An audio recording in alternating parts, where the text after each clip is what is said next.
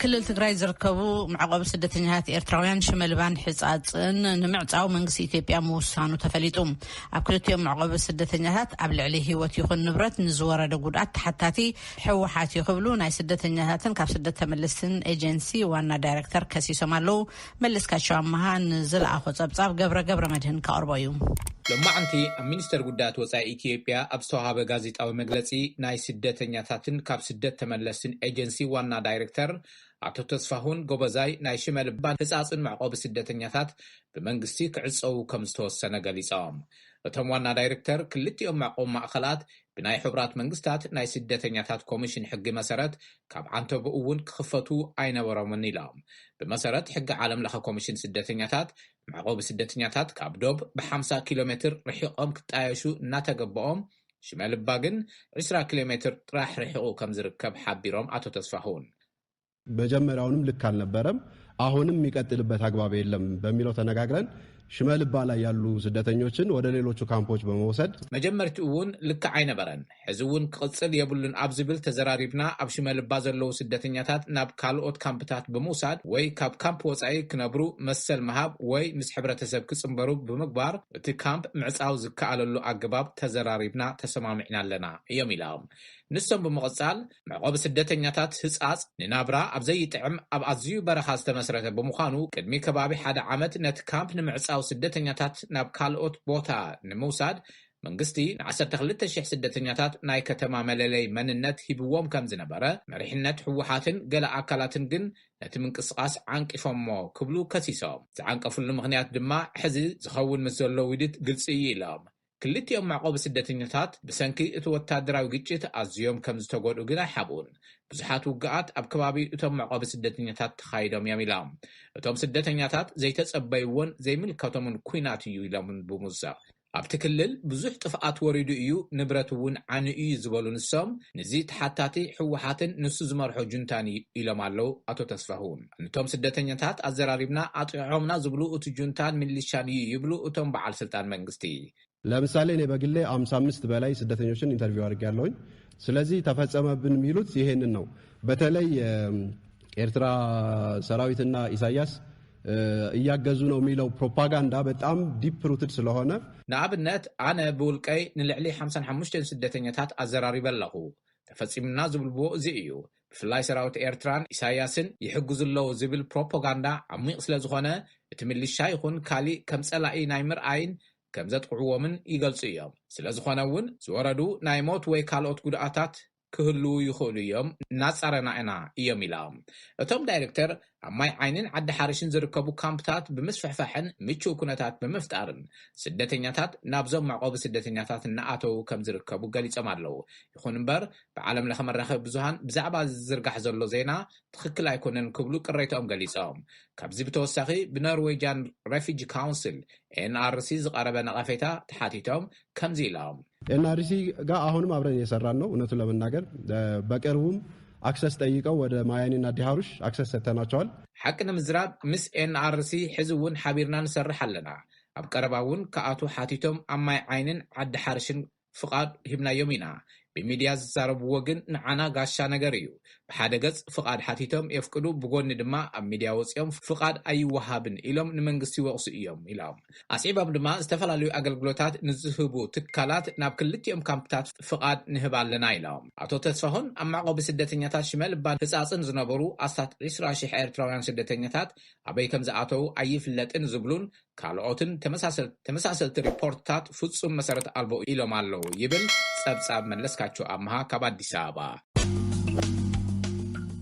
ኣብ ክልል ትግራይ ብሰንኪ ኩናት ካብ ዝተፈላለዩ ዞባታት ዝተመዛበሉ ኣሽሓት ሰባት ኣብ ከባቢ መቐለ ኣብ ዝርከባ 8 معقب ተዓቂቦም ከም ዝርከቡ ሓበሬታታት ኣለው ነዞም ተመዛበልቲ ዝያዳ ዝሕግዝዎም ድማ ነበርቲ ከተማ መቐለ ምዃኖም ይግለጽ ኣብቲ ምውሃድ ሓገዝ ከምኡውን እቲ ህዝቢ ናብ ንቡር ህይወቱ ንኽምለስ ብድልየቶም ተወዲቦም ዝሰርሑ መንእሰያት ድማ ኣለው ካብ ሞንጎ ኣብ ዝመዳይ ዝነጥፉ መንእሰያት ተወልደ ገብርኤል ንኽልተ ኣዘራሪቡሎ ናብኡ ክሕልፈኩም بشمك جميرك عبزم تفناقلتي وجنات زلك ترانتا أنت أخذ قبر. نايتي تشاينا IDP سنتر يذكر نايتي تشاينا IDP سنتر وانا متعاري مست محورسة مقالة نان governmental organization إلون مست محورة وقد يزنيو بمزرات مدخول قبلنا نجارات نتايغنا نبينا نكون مسلسل مالتي الشومونتا IDP سنترات الله ስለዚህ ነዘን ሾመንተ ትዝበዝሕ ሓገዝ ገብረለን መን እዩ زيادة شفناه هذه كتما مغليو كم NGO-ታት ዝበሃላ governmental organization كم كان يسوس ولا كم كاثوليك ማለት ደናግል ደቅ ፈሪ ዝበላ ከምታት ነገራት ናና حساب ትገብርና ኣለዎ ተማከለታ ወራ ዘሎ ናና ይሕግዙና ኣለዎ ኣብ መሰረት ዝበሃል አዲሽን ድሕን ፍራቤት ከምዳስ ሰንተራት ዘነው ኣብ ሾመንተ ይሕግዙና እዮም ነገር ግን ንሕና እኹል ይኾነና ናና ሓገዝ ነዞም ወለድና ክጎይ ዘይኽእሉ ካፍቲ ብጥይት ብሞት ዝበዝሕ ዘሎ ህዝቢ ከይድኩም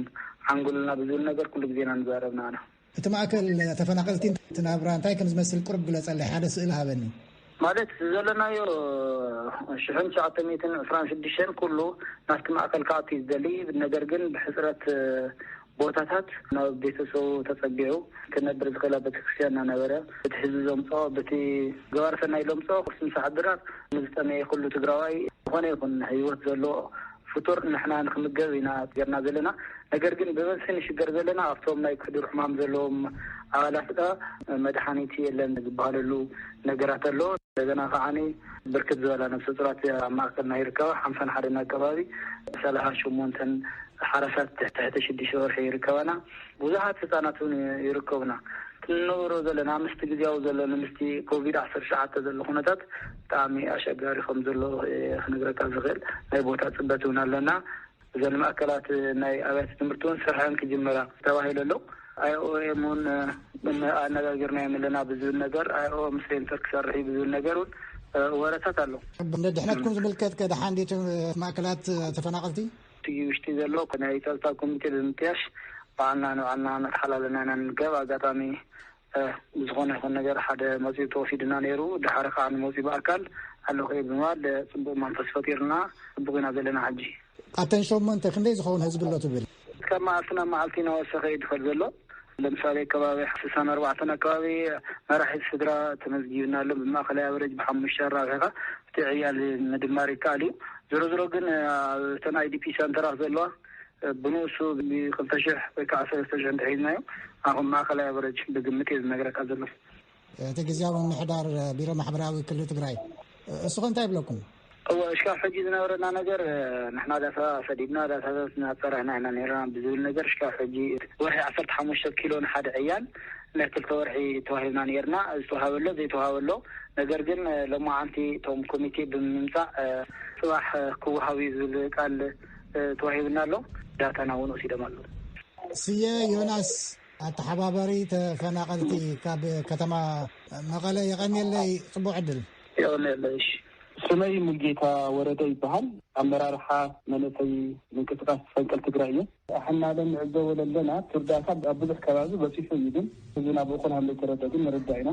ከይድና ጎብኒና ነርና ሎማዓንቲ ካብ ማእከላይ ዞባ ካብ ዓድዋ ከባቢ ፈረስማይ ኣብቲ ከባቢ ስለለው ካብቲ ከባቢ ስለተፈናቀሉ ኢትዮ ቻይና ብልበሃል ቤት ትምህርቲ እውን ተፀለሉ ኣሕዋትና ኣለው ኩለና ክንጥይቆም ንኽድና በኺና ኢና ተመሊስና ይኽኣልና ብጣዕሚ ሕዘን ኩነታት ኢና ሓደ ኩሉ ኾነ ሓገዝ የተውሃውኑ እቲ ብዋናነት ሓገዝ ዝህምሉ ከተማ መቐለ ዘሎ ነባሪ ብመዓልቲ 2 እንጀራ ብመዓልቲ 4 እንጀራ ናዋፀ ይሕግዞምሎ ናብ መደቀሲ ፀገም እኒአዎ ኣብ ሓንቲ ጠባብ ሓንቲ ክፍሊ ልዕሊ 40-50 ሰባት ሓምዲ ድቅሱና ተዓዚና ካብኡ ብላዕሊ ትወሪ ዝሕዝን ነገር 2 ንገረት ሓራት ርኢና ንገረን ሓራታት ሓደ 2 ኣቦኖም ዘይብሎም ካብ ወለዶም ተፈለዩ ቆልዑ ተፈቆልዑ ርኢና በጠቃላይ ኣውለሎ ስደተኛ ቤተሰቡ ተፈላለዩ ሓወየ ሃምለሎ ይፈልጢ ሰቤተ ሃምለሎ ይፈልጢ ብእግርና ካብ ዓድዋ ናብ መቐለ ኢና መፂና 4 መዓልቲ ክንመፅ ተመና ለይቲ ኣብ መሬት ከይንህርስ ኣራዊት ከይበልዐና ኣብ ዛፍ ተጠቂምና ንሃርስና ኢና መፂና ብቻ ብዙሕ ዝሕዝን ታሪክና ሰሚዕና ርኢና ብጣዕሚ ሓገዝ ሃምለድልዮም ተረዲና ትካለና ኩሉ ክንገብር ኢና ግን እኹል ዝኾነና ሓገዝ እኒኦ ዝብል ግምገማ ግን ይብልና ኣብ መቐለ ስለዝሓይሽ ረድኤት እንተረኸብና ብዝብል ዲኦም ካብ ዓድዋ ከባቢ ናብኡ መፅኦም ሓቲትና እዮም ኢና ዝነበረ ውግእ ከበድቲ መሳርሒ ትኮስና ስለዚ ትኮስ ነበረ ነፍስና ልክነድሕን بجرنا تقعدنا مقالة مدينة مقالة لحاشة تتخامل له حضري تصل لنا بليل يوم كيرونا كاب زاران بس عبدجرات داك حمص وتفرسد أو زي الموت وانت مثلا لبنينا هنا تمثل لحزن تاريخي تشحر بعتني يوم لو حنت سبتنيا أبا حنت الحبورنا سوعتني سبت رح إرجاتا حملة جنيه كوزو وتعيقن كافتنا براي لجور اللهم كاو قدسات أتصلوا من اللي بهلا ما يبنت أيام أنا مع الفيلمنا خالد قدسات كل سبت لجور من حاجة زوت أي بتريتهم متعاون تتعنون بحزنها كانتيو يا بزح تفتراوي إليتات اليوم ثم ذكر في يوم تخونات بمول تريد لها عري شومون تتمرتيتات اليوم كان خلتنا قوميات حانتش شوعتنيتي يتشارات البال حانت قطانة بيت المركز خلتها شوعتنيتي تفناقل له زبلعو نقر يبزحي واحد من يزخوا لهم نباراي كتبا مقالده ككل كنجرها كاب جزانا واطو اكيوم فمناتي እንጀራ ይወም በተቃላይ ተርባይብ ከገብሩ ለኻሉ ህዝብ ከተማ መቀለ ጽቡቅ ሓገዝ ham ዝገብረሎም ኣሎ ብመንግስቲ ይኹን ብኻልኦት ገበርቲ ሰናይ ለተገበር ሓገዝ ግን እኹል ham ዘይኮነ ሓራት መደቀስ ተኸደለ ኸበርታ ይብለን ኣብቶም ነውሩ ተቀጋጊዖም እንቶም ተጠጊዓ ይሃሪሳና ካው ኮሮና ወቅታን ትፈቶ እዞም ናይ ዓለም ለኸ ትካላት ገበርቲ ሰናይ መገድስ ኢና ምሕለፍስ ኢና ህዝቢ ክንሕግዝ ኣይከኣልናን ዝብሉ ስለዚ ኣብ መቐለ ዘሎ ህዝቢ ኣብ ቅድሞም ከሎ ንምንታይ ዘይሕግዞ መንገዲ ልብል እንድዒ ምክንያት ይመስለኒ ብዙሓት ዓለም ኣቀፍ ተቋማት እኒአው እዮም ንኣብነት ዩኤስኤድ ማረት ሃምልዎ ማረት ማለት እንደገና ስልጣን ነበረ መሓውር እዩ ስለዚ መቐለ ዝግበረሉ ምክፋል ንኣብነት ማረት እዩ ዝፍፅመሉ ስለዚህ መቀለ መንገዲ ክፉት እኒኦ ትርዳታ እኒኦ ንምንታይ ልብል ግን ትልምልከቱ ኣካል ትምልሶ ጉዳይ ይመስለኒ መቀለ ድማ ብዙሓት ዓበይቲ ተሽከርከርቲ ተስሓቢ መኪናታት እኽሊ ሒዘን ተኣትዋ ንሪኦ ኣለና መዓልታዊ ብዙሓት ተስሓቢ ተሽከርከርቲ እኽሊ ጥዓና ሒዘን እያተያ ብተወሳኺ ድማ ባዕልና ዝተቐበልናዮም ኣጋይሽ ኳስ ኦሮሚያ ክልል ብኣባገዳ ኣቢሉ ናብ 7 መኪና ተስሓቢ እርዳታ ይውሎ ብተወሳኺ ድማ ኦቢኤን ቴሌቪዥን ጣብያ ኦሮሚያ ናብ 5 ገሌካ ኩንታል እርዳታ ይውሎ ደቡብ ክልል ብቅድሚት ማሊ ና 15 ሚልዮን 8 መኪና ተስሓቢ መኪና ናእኽሊ ናኣሊ ምግቢ እርዳታ ክገብር ተዓዚምና ብተወሳኺ ግን ናመን ምዃኑ ንፈልጦም እንደገና ብዙሓት ና እርዳታ ድርጅታት መዓልታዊ ተሽከርከርቲ ናብ መቐለ ተኣትዋ ንዕዘብ ኣብ ካልእ ዝተፈላለዩ ከባቢታት ክልል ትግራይ ከ እንታይ ፀገም ዘሎ ህዝቢ ረድኤት ንኸይረክብ እንታይ ፀገም ዘሎ ሕጂ ኣብዚ ሰዓት እቲ ፀገም ለኣየር ባዕሉ ግልፂ ይኮነ ካብትና እየተዕዘብ ትረኽቦ ነገር ክነግረካ ኣለኽእል ሃገረ ሰላም በቀደመ ኸይድና እኹል ዝኾነ እርዳታ ተዋሂቡ ከተማ ሃገረ ሰላም ብድሕሪኡ 12 ጣብያታት ነይረን ጊዜያዊ ምስደራ ተመሪፁ እርዳታ መሃብ ጀሚሮም ነይሮም እዚ ከዛ እምነት ዝፈልጦ እዩ እስካዕ ሃገረ ሰላም ድረስ ኣምላእተይ ባዕለይ ተዓዘብኮ ጉዳይ እዩ ናብ ዓድዋ ኣክሱም እርዳታ ምትረኸ ይፈልጥ እየ ግን እኽልና ሃለ ንምንታይ እዩ ላው ኩሉ ዓዲ ክሰራጭ ይኽእል ላው ኩሉ ከባቢ ትግራይ ክሰራጭ ይኽእል ኣይል ሕቶ እዩ ናፀጥታ ፀገም ብቻ ኢለ ክርድኦ ይኽእል ረድኤት ናብ ገጠራት ከኣቱ ከሸግር ዝኽእል ናይ ፀጥታ ፀገም የለን ማለት ንፀጥታ ዕንቅፋት ክትኾን ትኽእል ውድብ ሕወሓት እያ ውድብ ሕወሓት ኣብ እርዳታ ጥቃዓት ፈፂማ ተትኾን ነይራ ምናልባት ሓምቢኣን ጥቃዓት ዝተፈፀመ ክንህበ ንኽእል ዝብል ነገር ክመፅእ ይኽእል እዩ ካብ ከዛማ ዓይነት ሓበሬታ ይብልን ስለዚ ንምንታይ ምክንያት እርዳታ ናብ ህዝቢ ክበፅሕ ዘይገበርዎ እንግዲህ እቶም ዝምልከቶም ሰባት ክምልስዎ ዝኽእሉ ጉዳይ እዩ ኣብ ትግራይ ሙሉእ ዝኾነ ፀጥታ ነይሩ ተወሰነ ኦፕሬሽናት ስለዝካየዱ ተወሰኑ ዕንቅስቃሳት ሃምለለው ሰብ ንብረት ለሰጊኦም ንብረትና ሰቢሉ ኩነታት ሃምለለው ይፈልጥ እዩ ካልእ ህዝቢ ተወሓደ ናብተን ከተማታት ክንቀሳቀስ ከም ዝኽእል ወይ ካልእ ሓድሽ ነገር እንታይ ኣሎ ናይ ባንኪ ዝምልከት ወይ ናይ ቴሌፎን ዝምልከት ኣብ ክልል ትግራይ ቴሌፎን ኣብ ሓደ ከባቢታት ምስራሕ ጀሚሩ ነይሩ ንኣብነት ዓብዪ ዓዲ ከባቢ ኣብ ቆላ ተሜን ኣካባቢ ተወሰነ ከባቢታት ሙሉእ በሙሉ ዝሰርሐሉ ኩነታት እኒኦ ኣብ ዓድዋ ኣካባቢ ከምኡ ኣብ ዝተፈላለዩ ከባቢታት እቱ ና ኤሌክትሪኪ ና ስልኪ ካብ ዕለት ንዕለት ምምሕያሻት እኒኦ እቶም ዝሰርሑ ነበሩ ና ምስራሕ ዝጀምርሉ ኩነታት እኒኦ መቐለ ብሙሉእ ኩለን ባንክታት ዝልበሃል ስራሕ ጀሚረን ኣለዋ ብተረፈ መቐለ ግን ዝተረጋግዐ ናብ ዳርጋናቱ ናቀደም ዝመስል ዓይነት ድባብ እኒኦ ዝሓሸ ነገር እኒኦ ካብ ዕለት ንዕለት ናሓሸ ዝመፅሉ ኩነታት እኒኦ እስከ ንስኻትኩም መን ኢኹም ኣብ መወዳእታ ምልጌታ እስኪ ቁርብ ሰማዕቲ ምናልባት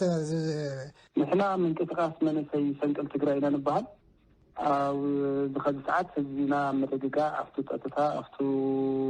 ፀጥቱ ልክውሕስ ተወሳኺ ድማ እቱ ህልውና ንክረጋገፅ ብዝተፈላለየ መንገዲ እናሰርሕና ኢና ንብረት ህዝብና እንደገና ብጓሓላሉ ዝተፈላለዩ ኣካላት ተጓሒሉ ኸይዱ ናጋንጎ መንእሰይና መንቀሳቐስ ከይስእል ናጋንጎ ሃፍቲ ትግራይና ከይባድል ኣብዚና ተንቀሳቐስና ንርከብ ቅድም ኢሉ እንደገና ህወሓት ንምውጋድ ዕላማ ጌርና ክንቃለስ ፀኒሕና